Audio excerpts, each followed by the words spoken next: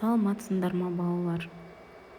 Бүгін 9-шы сабақ жаттығу жасайық деген жаңа тақырыпты бастаймыз.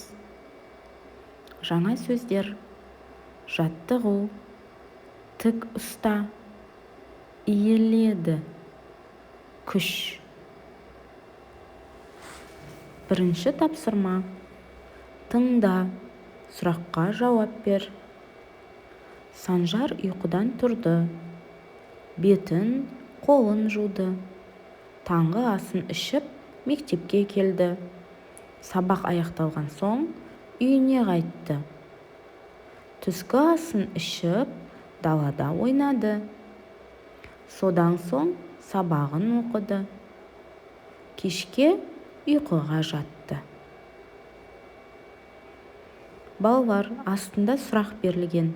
Санжар не істеді? Санжар ұйқыдан тұрды. Санжар бетін қолын жуды. Санжар таңғы асын ішті. Санжар мектепке келді. Санжар сабақ аяқталған соң үйіне қайтты. Санжар түскі асын ішті. Санжар далада ойнады. Санжар сабағын оқыды. Санжар ұйқыға жатты.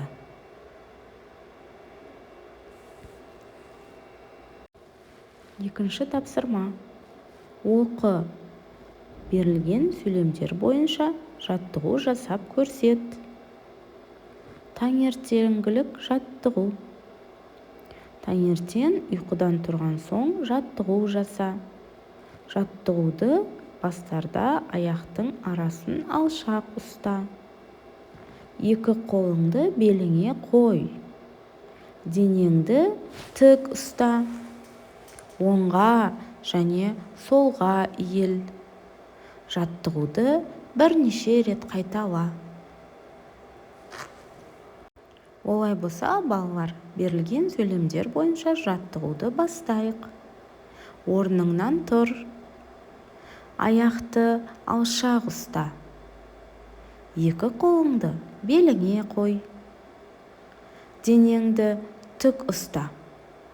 Оңға және солға иіл.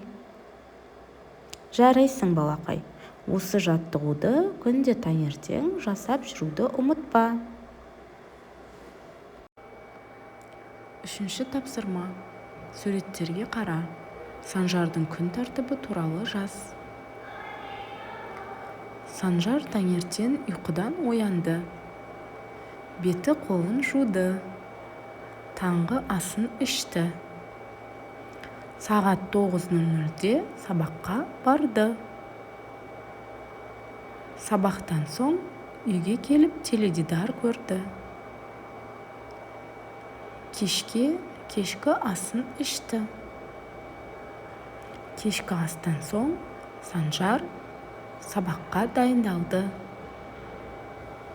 Өзінің сүйікті ісімен айналысты. Түнде Санжар тәтті ұйқыға кетті. Төртінші тапсырма: берілген ақпарат бойынша 3 сұрақ құрап айт.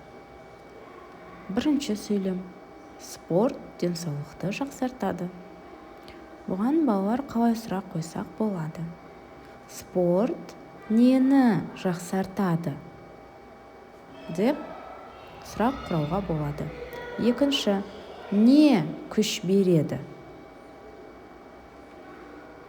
Осылай сұрақ құрап жатсақ болады. Және де спорт көңіл күйді не істейді? Әрине, спорт көңіл күйді көтереді. Балалар, егер сабақ ұнаса, каналға жазылып, лайк басып, комментарий қалдыруды ұмытпаңдар. Егер түсініксіз жерлер болса, ұсыныстар немесе сұрақтар болса, комментарий қалдыруға болады. Сау болыңдар.